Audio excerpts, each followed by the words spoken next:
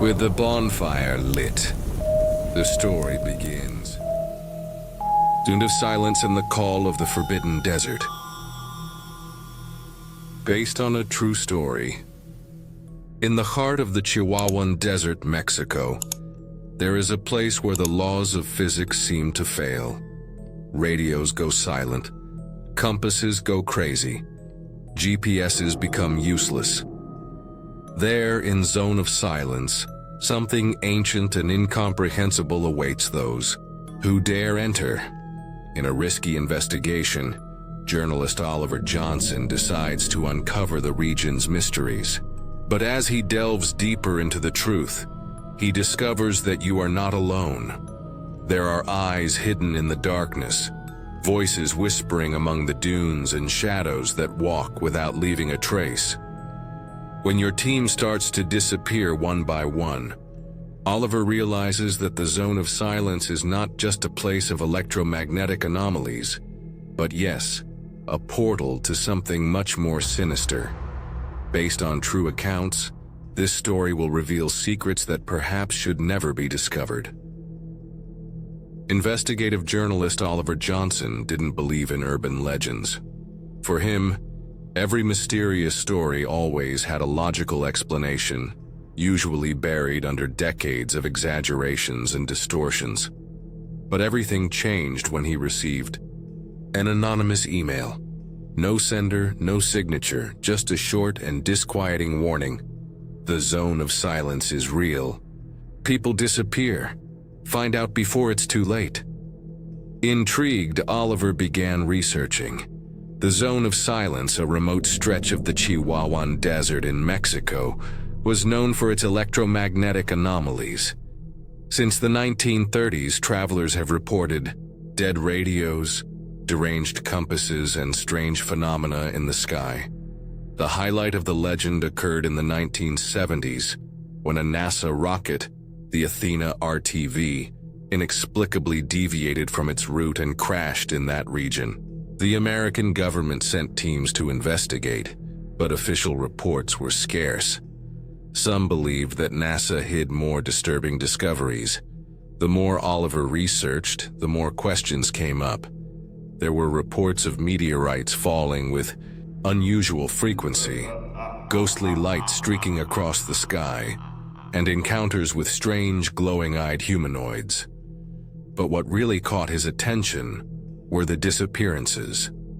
People who entered the zone and were never seen again. Others who returned, but with confusing memories and scars that they couldn't explain. Determined to unravel the mystery, Oliver convinced two colleagues to accompany him. Lucas Navarro, a geologist specializing in terrestrial magnetism, and Camila Rojas, a fearless photographer known for exploring inhospitable places in search of the perfect image. Together they hatched a plan. Spend 3 days in the Zone of Silence documenting everything. The trip started without a hitch. Leaving Mexico City, they headed north, crossing deserted roads and small villages forgotten by time. On the way, they filled up at an almost abandoned service station. The old gas station attendant who served them frowned when he heard their destination. Not a good place for tourists. Things disappear there. Even the sound disappears. Oliver smiled, staring at the man as if he were just another superstitious person. But something about his expression bothered him. At the end of the afternoon, close to the Zone of Silence, Camilla noticed something strange. The car radio stopped working. It wasn't broken. Simply, there was no more sound, no static, no signal. Just absolute silence. The team looked at each other. Oliver felt a shiver. They had arrived. The dirt road seemed endless, stretching in all directions like a scar in the desert. The sun beat down on the hood of the Jeep, and the arid landscape was interrupted only by small, rocky elevations and dry vegetation. Oliver drove with his hands firmly on the steering wheel, his eyes attentive to the road, while Lucas checked the GPS on his tablet and Camilla recorded the landscape with her professional camera. "Are you sure we're still on the right route?" Camilla asked, frowning as she looked at the GPS screen. "In theory, yes. But there's something wrong," Lucas muttered. The coordinates were changing by themselves, as if they were in erratic movement. The device indicated that the Jeep had moved miles east in a matter of seconds, only to then reposition itself on the main road. Oliver cast a quick glance at the dashboard. The digital clock showed 3:34 p.m. A moment later, he looked back at the road, and when he checked the dashboard again, the clock said 15:29. His heart raced. "Did you see this?" The clock, it went back in time. The three remained silent, feeling an invisible weight in the air. Camilla took out her cell phone and tried to open the compass app. The arrow spun out of control, unable to point north. It was as if something was distorting the very notion of direction. Minutes later, static filled the car radio. A low noise, as if someone whispered distant and incomprehensible words, began to emerge amidst the hiss. Camilla tried to tune in another station, but the sound remained the same, an insistent whisper that seemed to say their names. "Turn it off now," Lucas demanded, looking at Oliver with wide eyes. Oliver obeyed, turning off the radio. The silence that followed was even worse. A type of dense silence which seemed to absorb even their breathing. For an instant, the feeling that they were being watched spread throughout the Jeep. Camilla squeezed her camera tightly. Something was very, very wrong. Night was beginning to fall when they finally saw the entrance to the zone of silence. There were no signs or directions, just the desert, vast and untouched. Oliver slowed down, feeling a shiver run up his spine. They were officially inside the unknown. The Jeep advanced slowly through the fine sand, leaving an almost invisible trail behind it. The sun was setting over the horizon, staining the sky with shades of orange and purple. The scorching heat of the day was beginning to subside, but a dry wind cut through the air, bringing with it a feeling of restlessness. Oliver reduced the speed even further and stopped the vehicle. They had arrived. Camilla came out first, adjusting the camera and taking a deep breath. The silence there was absolute. No sound of birds, no echo of the wind beating against the rocks. Just a suffocating emptiness. Lucas stepped outside and looked at the GPS, hoping the signal would stabilize, now that they were at the planned spot. But the screen displayed something impossible. The coordinates were spinning in circles, as if they were moving in place. "This doesn't make sense," he muttered, trying to recalibrate the device. Oliver glanced at his own wristwatch. Hands were still, frozen exactly at 18:17. "My watch stopped, yours too." Camilla looked at the camera's digital viewfinder. The timer had run out, as if it had restarted itself. Lucas checked his wristwatch and confirmed all timers had stopped at the same moment. "What the hell is going on here?" Camilla asked, trying to remain calm. Wasting no time, Oliver and Lucas quickly set up camp, positioning the tents and organizing the equipment. The long-range radio communicator was turned on, but all they could pick up was static and small intermittent pops, as if someone was trying to communicate but couldn't complete the message. The restlessness grew. Night fell, and the desert, once scorching, became cold as a burial chamber. Camilla turned on a flashlight and walked around the camp, recording images of the dunes. When he reviewed the photos, he suddenly stopped. In one of them, something seemed to be in the background, a silhouette, distant, watching. His heart raced. She looked in the direction of the photo, but only saw the dark expanse of the desert. Who or what would be there? The fire crackled faintly in the center of the camp, casting flickering shadows on the tents and surrounding dunes. The cold of the desert was biting, much more intense than they expected. Camila, wrapped in a blanket, reviewed her photos on the camera screen, while Lucas wrote down observations about equipment failures. Oliver, sitting next to the silent radio, tried to process everything they had experienced so far. The absolute silence of the zone of silence was suffocating.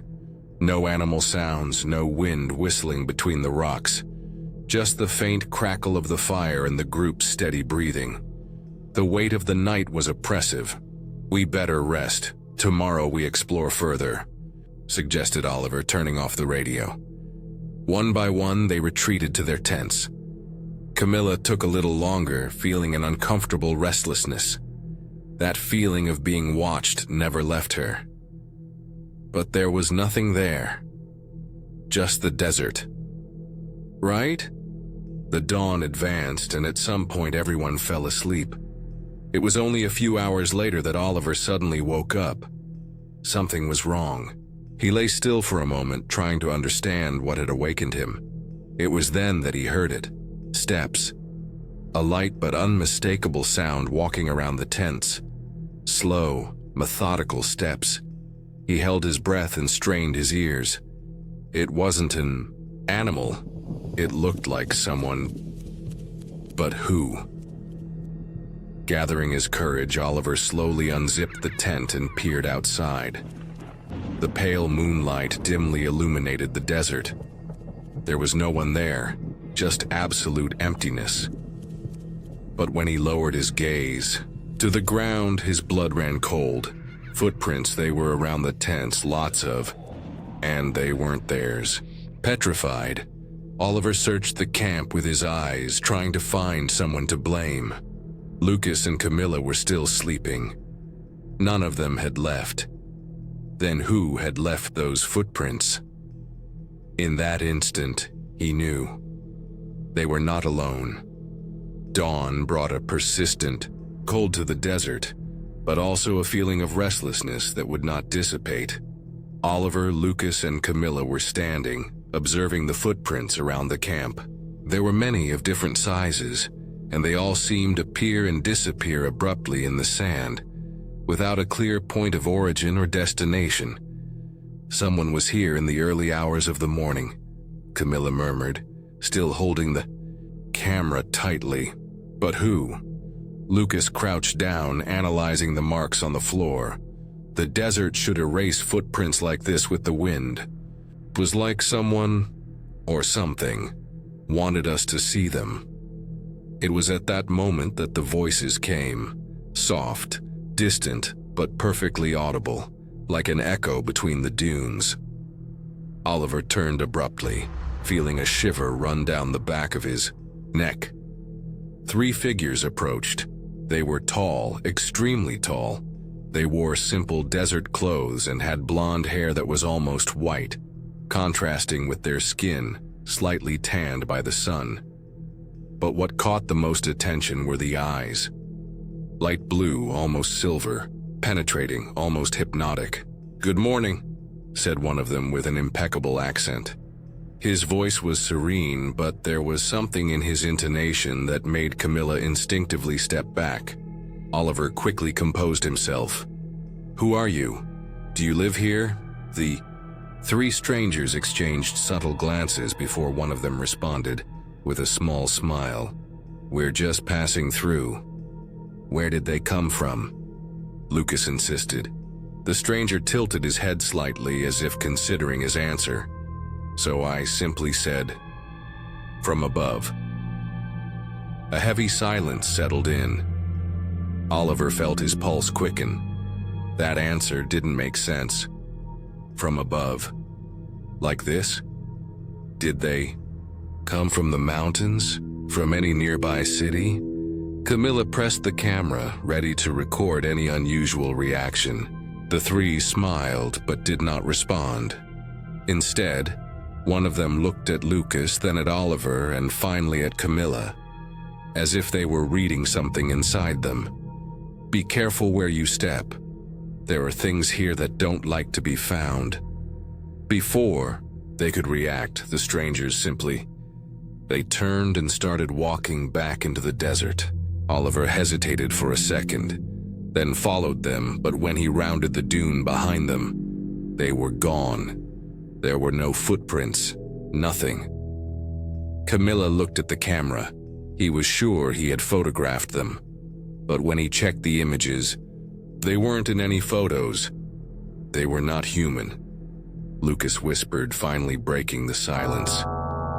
Oliver didn't respond, because deep down, he already knew Lucas was right. The encounter with the strangers left the team uneasy. Who were they? How had they disappeared so quickly? And most importantly, why didn't they appear in Camilla's photos? Oliver knew something was wrong. Very wrong. They decided to leave camp for a few hours and drive to a small ranch on the outskirts of the desert. Lucas had found mention of a local farmer, Rafael Navarro, who claimed to have witnessed inexplicable events in the zone of silence. If anyone knew the truth about that land, it would be him. The ranch was modest, made of adobe, surrounded by vast dry fields. Rafael received them with suspicion, but when he learned that they were investigating the zone, he opened the door and invited them to enter. He was an elderly man with sun-beaten skin and dark eyes, as if he carried the weight of ancient secrets. You saw them, didn't you? Those with light eyes. Oliver froze. How did he know? They appear when someone gets too close to the truth. They just want to warn you. But there's something worse there. Something that doesn't warn you before it appears. The three exchanged uneasy glances. Can you tell us about meteorites? Lucas asked, trying to keep the conversation objective. The old man sighed and took a small metal stone from a cabinet. It was a fragment of meteorite, black as coal, but with strange bluish reflections. This has already fallen on my property twice. The first in 1970, the second 10 years ago. And it wasn't just me. Many farmers here say that the stones in the sky choose where to fall. Camilla picked up the rock carefully. She seemed colder than she should have been. But these aren't just ordinary meteorites, are they? Asked Oliver. Raphael shook his head. No, they say some of these stones don't come alone. That something accompanies them. Something, what do you mean by that? The farmer hesitated for a moment, then looked directly into Oliver's eyes. Those who fall from the sky. Sometimes, they don't come back alone. The silence that followed was suffocating. Outside, the desert wind roared like a grim warning. Rafael Navarro's warning kept playing in Oliver's mind as they returned to camp. Those who fall from the sky sometimes don't come back alone.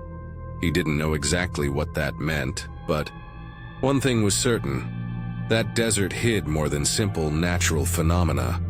Back at camp, Lucas decided to review some files he had downloaded before the trip.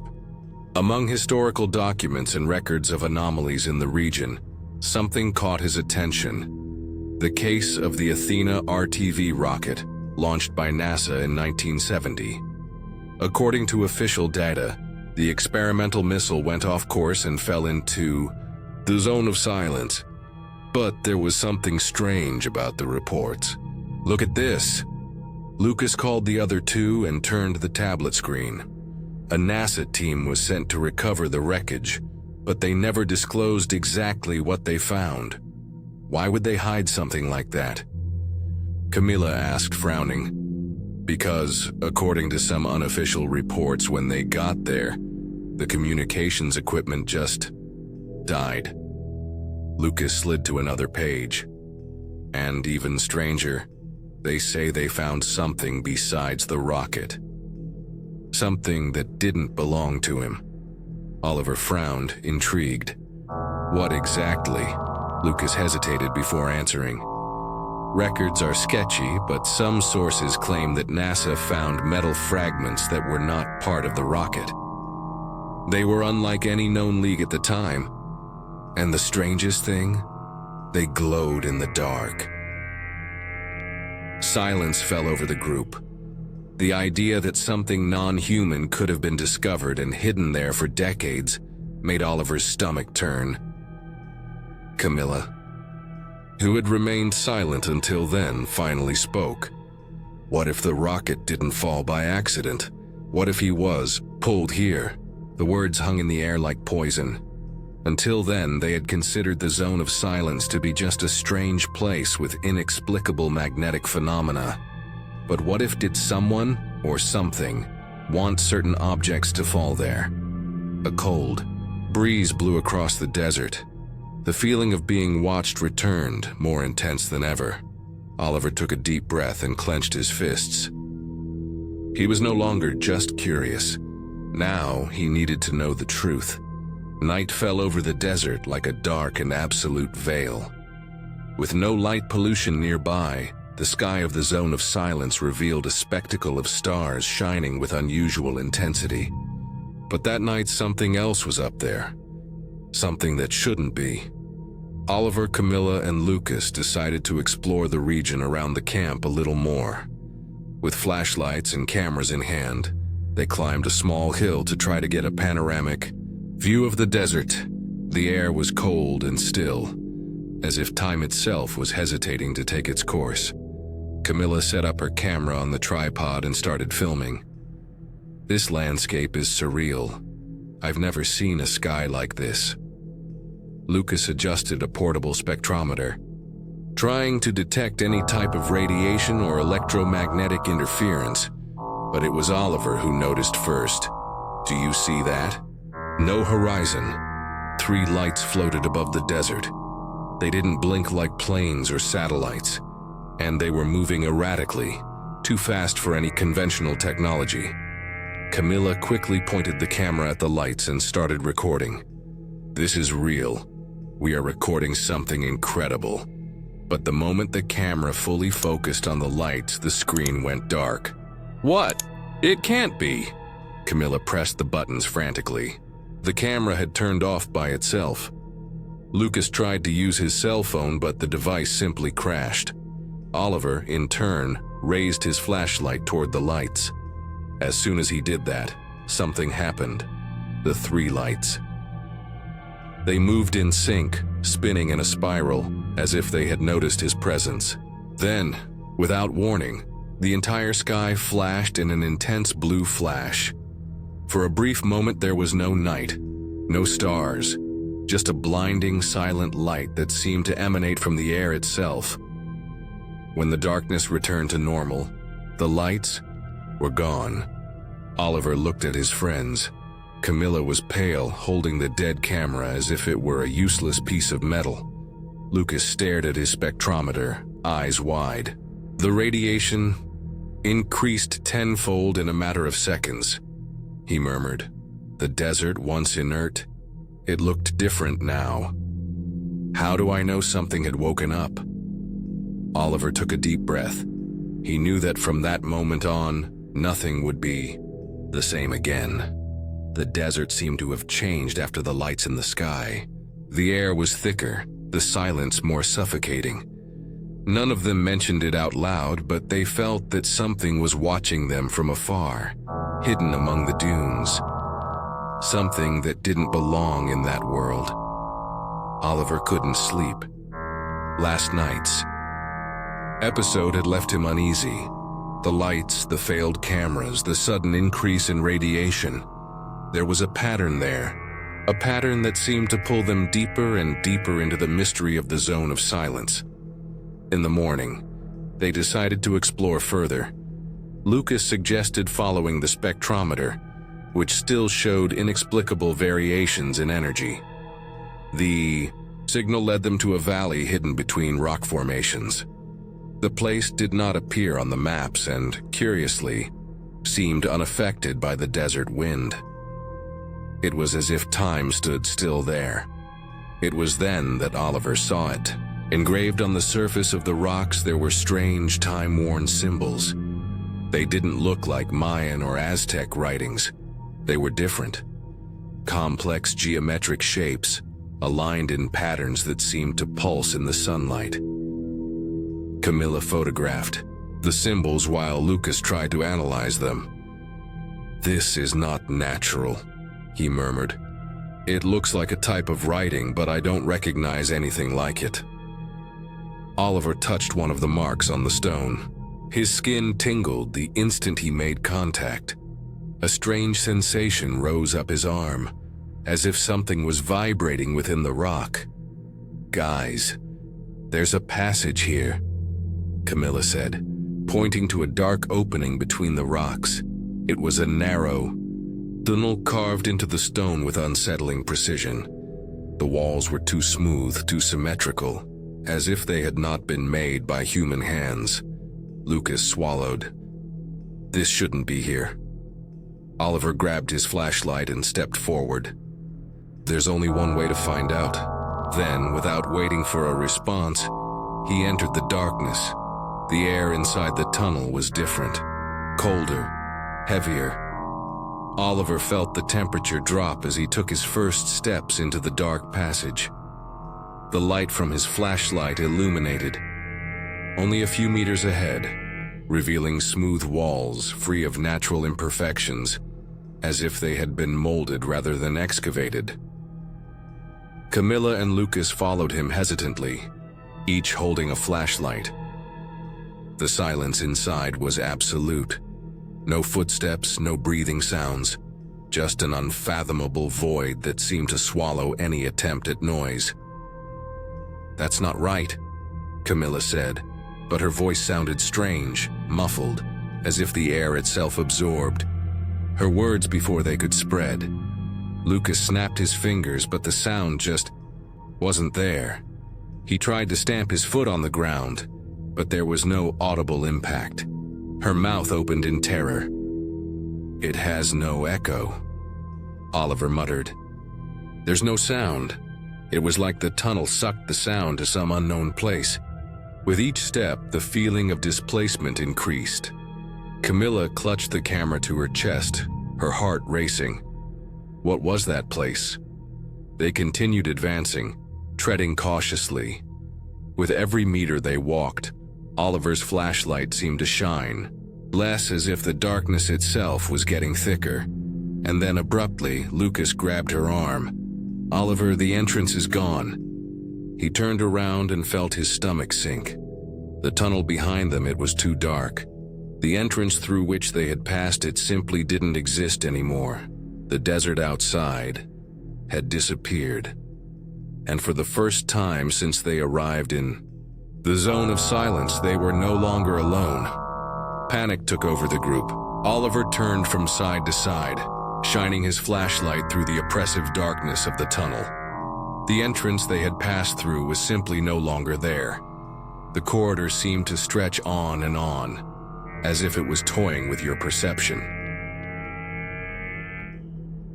Camilla pressed her back against the wall, breathing hard.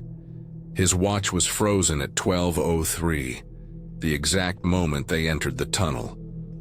But the strangest thing was Lucas. He looked at his own watch with an expression of horror. "This doesn't make sense." His voice was shaky. "Mine says it's already 5:47 p.m. Oliver looked at his watch and felt a chill run up his spine. His read 2:22 p.m. Each of them was trapped in a different time, as if the space around them was distorting their perceptions. "This can't be real." Camilla looked desperately at the camera screen.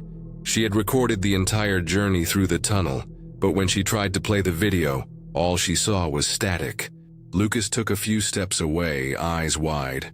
"We need to get out of here now." Oliver nodded and gripped the flashlight tighter. With no other option, they continued forward, hoping that the tunnel had an exit. With every step, the darkness seemed to change, as if the tunnel were living, breathing around them. The absolute silence persisted, sucking out even the sound of his own thoughts. Then, after what seemed like hours, Oliver saw a faint glow at the end of the hallway. The exit. He quickened his pace, feeling his heart hammering in his chest.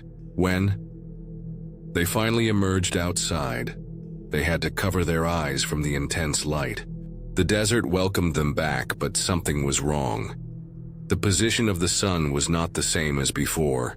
The wind was blowing from a different direction. The desert itself seemed out of place. Camilla looked up at the sky and swallowed. "How long did we stay in there?" Lucas checked his watch again and felt a lump in his throat. "In my time, it was almost 6 hours." Oliver looked at his wrist. "In mine, only 2. Camilla trembled and looked at her camera. The battery, which was almost full before, now it was completely discharged.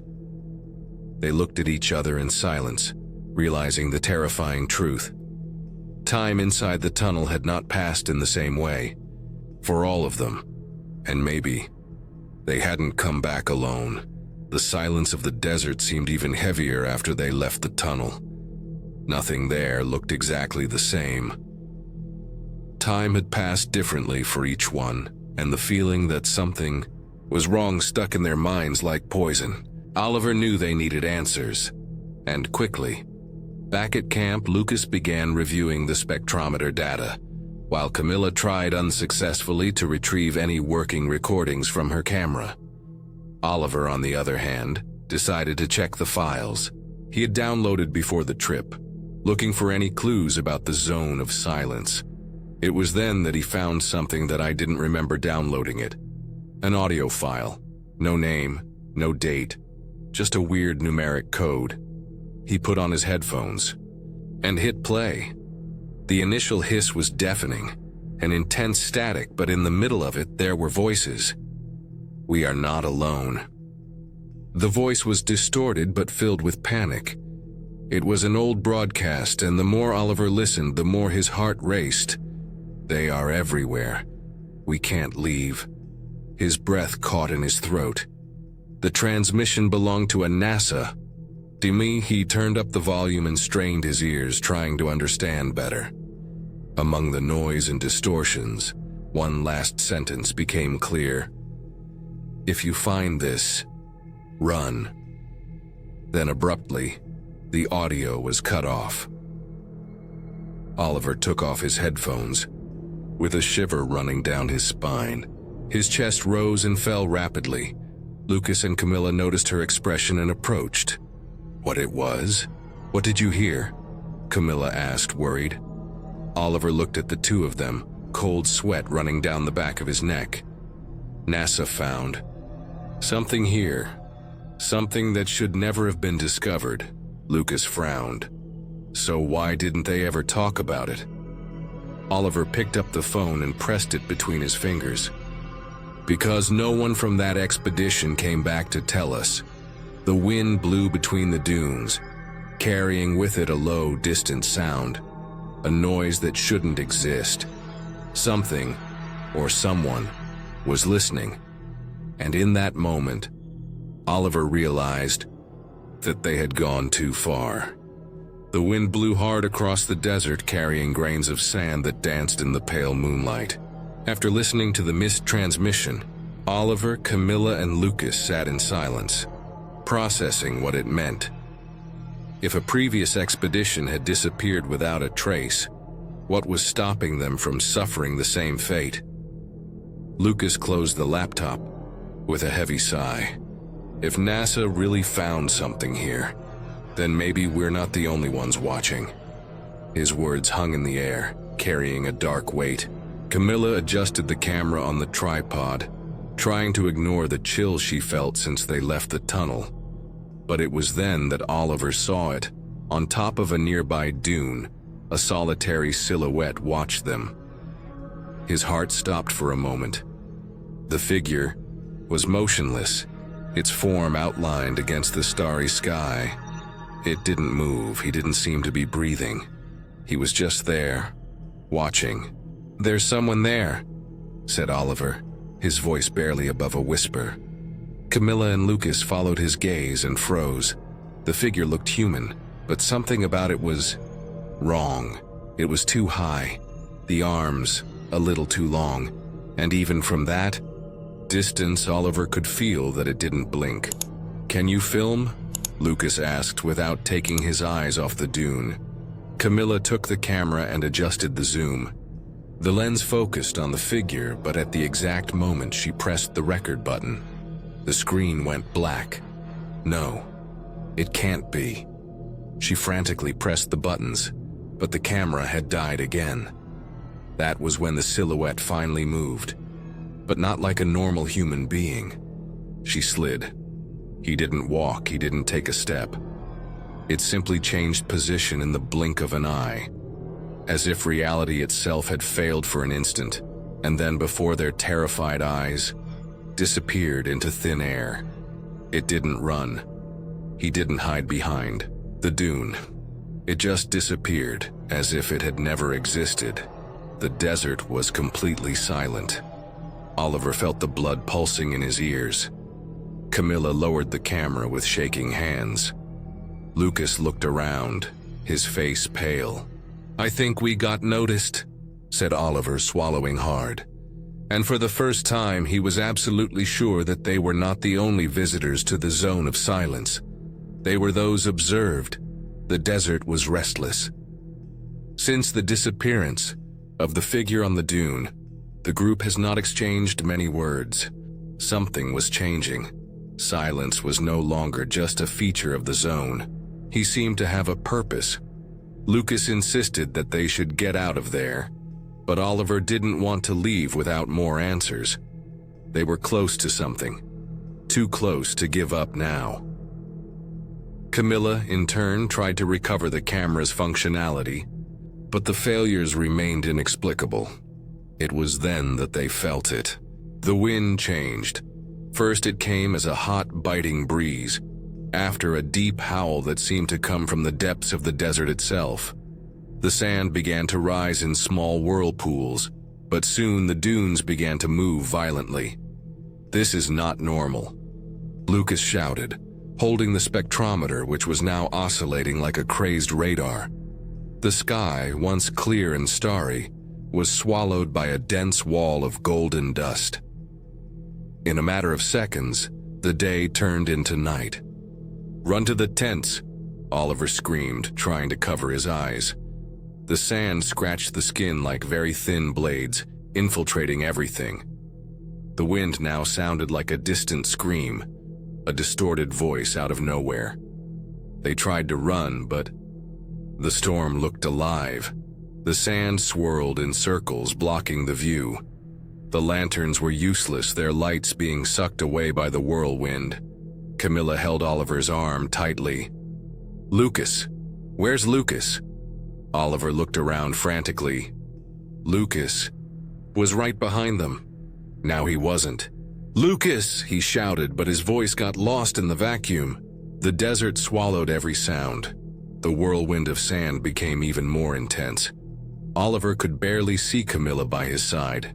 And then, as it began, the storm disappeared. The wind stopped. The dust fell, and the world was silent again. The two were alone. Lucas was gone. No footprints. Without a single signal, the desert had taken him. Oliver felt the suffocating weight of the moment. He and Camilla looked at each other, their eyes wide, their chests rising and falling uncontrollably. Lucas, it was no longer there, and Oliver knew, deep down, that maybe never find him again. Lucas had disappeared without a trace. The desert had taken him in a quick, precise, without explanation. There were no footprints, no clues, just the terrifying silence of the zone. Oliver and Camilla spent the next few hours searching every corner of the camp, shouting his name, using flashlights and calling on the radio, but nothing. It was as if he had never been there. The truth was cruel. They needed answers, and Oliver knew exactly where to look. Before they left for the zone of silence, he had read a name that appeared in some confidential files. Dr. Alejandro Ferrer, former NASA scientist who had worked on the recovery of the Athena RTV rocket in 1970. After the incident, he abandoned his career and disappeared. But Oliver figured out where to find him. They drove for hours until they reached a village forgotten by time, nestled between mountains. The place looked like an aged painting. Adobe houses, dirt streets, and an uncomfortable stillness. Dr. Ferrer lived at the end of a dusty road, in a small house, surrounded by books and old radio antennas. When Oliver knocked on the door, a heavy silence followed. Camilla looked at him, unsure. Then the latch turned. The man in front of you. It looked like a ghost from the past. Gray beard, deep-set eyes, a face marked by time and what seemed to fear. "You shouldn't be here," he said, his voice hoarse and low. Oliver hesitated for a second. "We need to know the truth about the zone of silence." The former scientist closed his eyes and sighed deeply. Then, without saying anything else, he opened the door. Inside the house, the furniture was covered in dust, except for a table full of papers, maps, and old notebooks. In the center, a single black and white photo showed something disturbing. A bright light over the desert, and just below it 3 tall, indistinct figures. Dr. Ferrer grabbed a cup of tea and sat down, staring at Oliver and Camilla as if he was trying to decide whether to speak or not. Then finally he muttered, "The zone of silence is not a mistake of nature." Oliver felt a shiver. "What do you mean?" The old scientist took one of the notebooks and opened it to a page scribbled with graphs and equations. Everything that exists in the universe is connected by frequencies. Radio waves, radiation, magnetic fields. But in certain places these frequencies overlap. He turned a page and pointed to a chart. We call these convergence points. They are places where the fabric of reality weakens. Camilla looked at Oliver, confused. "Are you saying the zone of silence is one of those spots?" Dr. Ferrer nodded. "NASA has known this for decades. The rocket that crashed here wasn't an accident." Oliver felt his throat go dry. He was drawn here. The scientist looked deep into his eyes. "Not just him," Camilla trembled. "So, Lucas," Dr. Ferrer was silent for a long time. When he spoke again, his voice was almost a whisper. "Maybe he's still here, but not in this place." Oliver didn't need any more explanations. The zone of silence was a point of contact between dimensions, and they were dangerously close to crossing it. Oliver and Camilla's world had just been turned upside down. If what Dr. Ferrer said was true, then the zone of silence wasn't just a magnetic anomaly or a scientific mystery. It was a threshold, a crack in reality. If NASA has known about this for so long, why haven't they closed the area? Oliver asked, trying to process everything. Dr. Ferrer laughed, a dry, humorless laugh. "Because closing off something you don't understand is useless.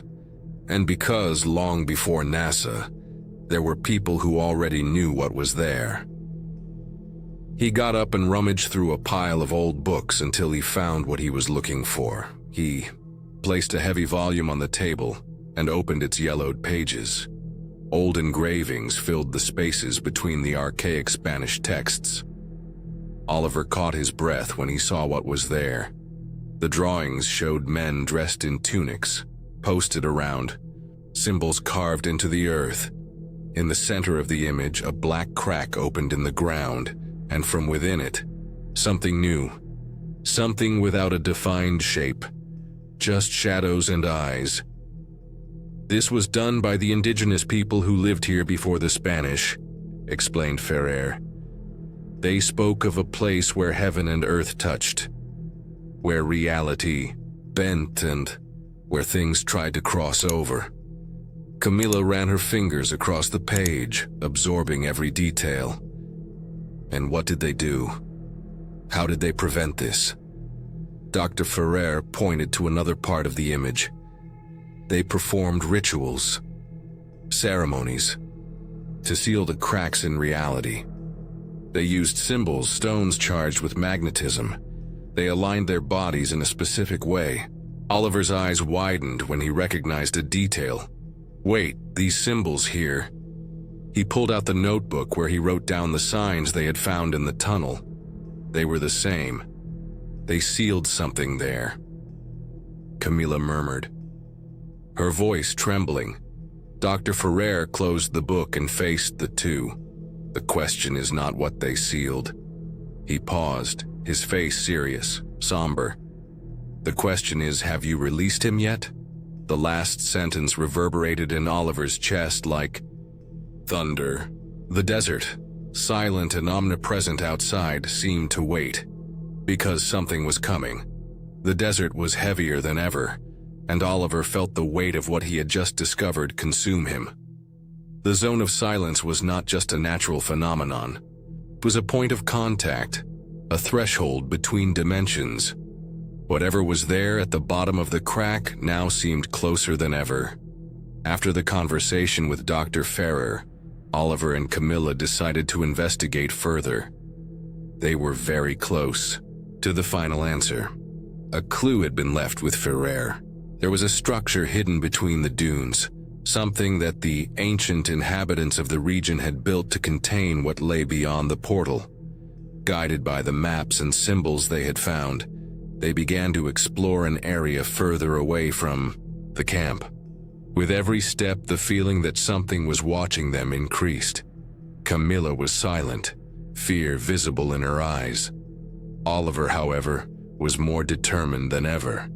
He felt that the truth was in front of him, and that's when they found, among the dunes almost completely camouflaged by the sand, a large stone structure appeared in front of them.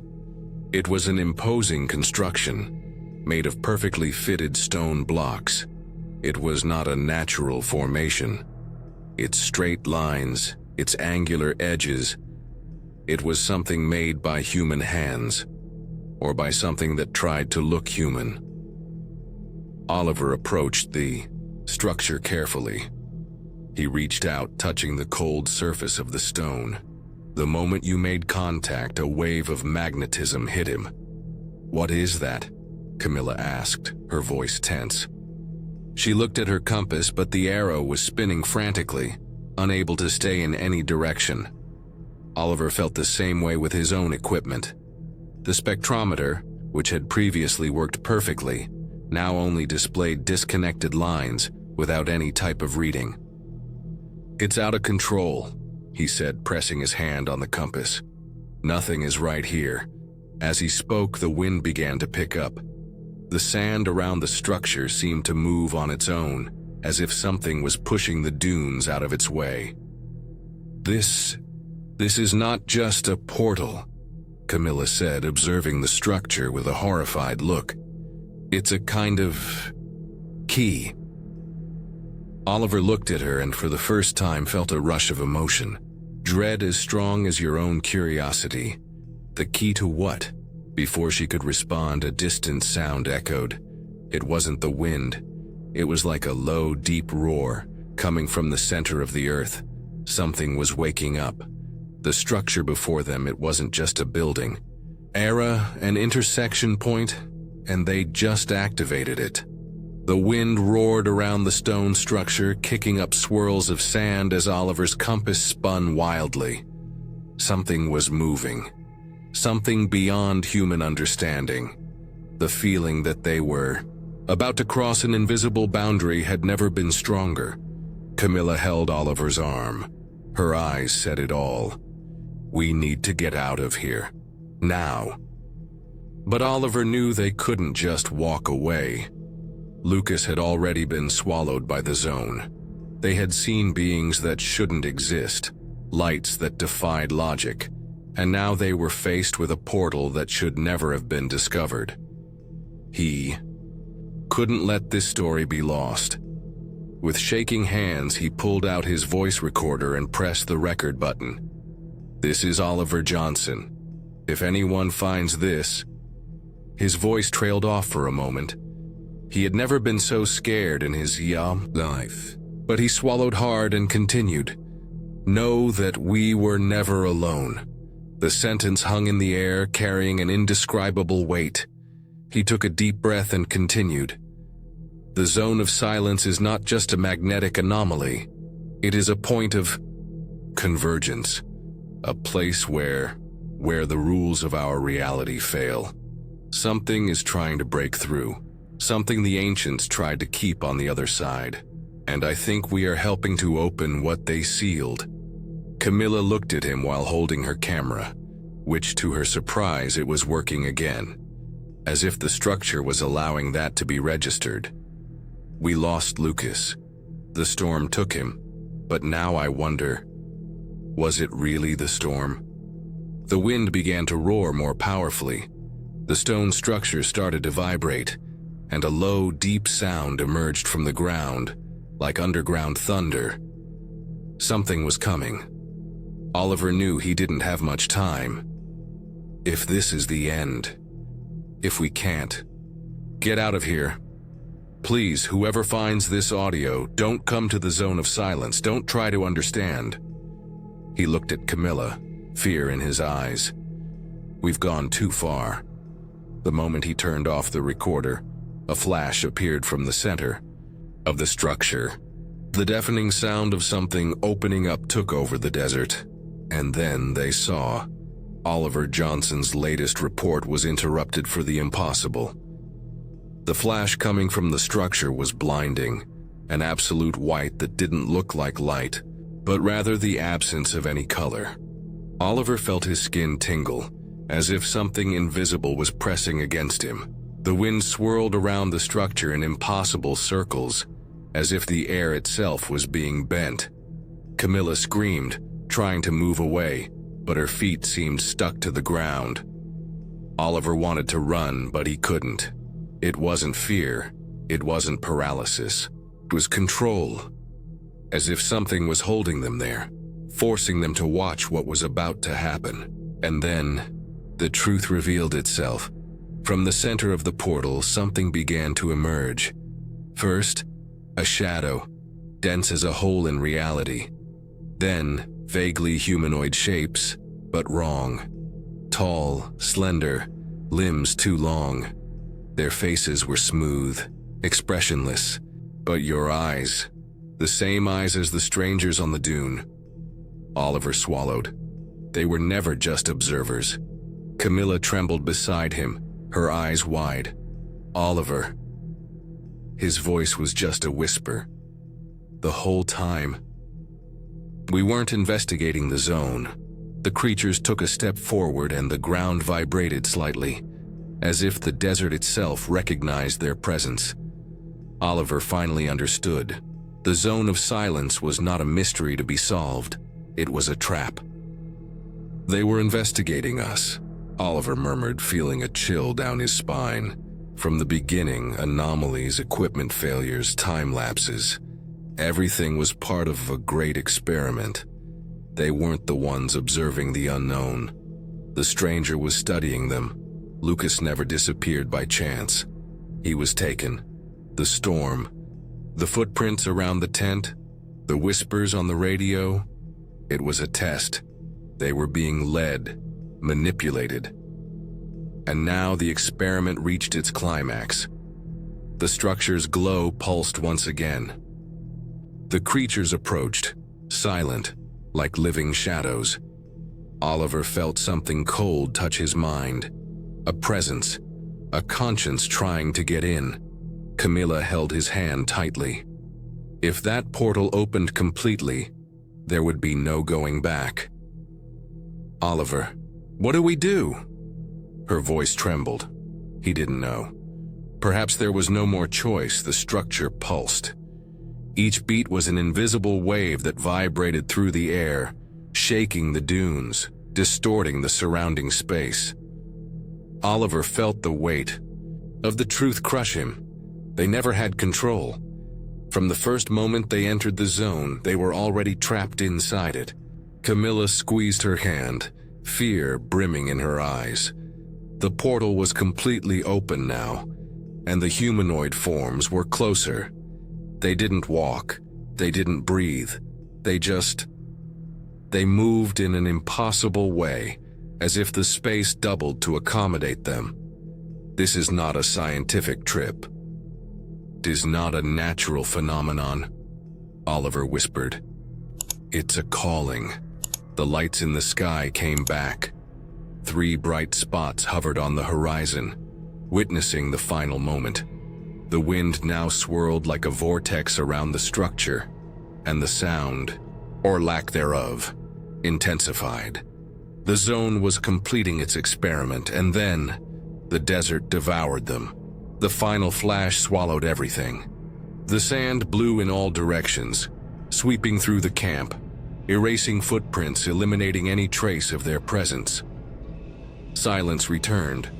The zone of silence has returned to being just an ordinary desert. No signs of Oliver, Camilla, or Lucas. Years. Later, a group of researchers from the University of Mexico organized a new expedition to investigate the legends about the zone. None of them knew about Oliver Johnson and his team. Their story just disappeared, like so many others before. But something was found. One memory card buried under the sand. When researchers accessed it, they discovered a single video file. The screen was shaking. The audio was distorted, full of interference, but the image was clear enough. Oliver Johnson was looking at the camera. His eyes were wide, his face covered in dust and sweat. Behind him, the desert night seemed to swirl in impossible patterns. The stone structure was still there, but something had changed. He opened his mouth to speak. If anyone finds this, run. The recording was static. For an instant, it felt like something, or someone, was looking back through the screen. Then, the image went out, and the zone of silence went back to doing what it always did. Wait.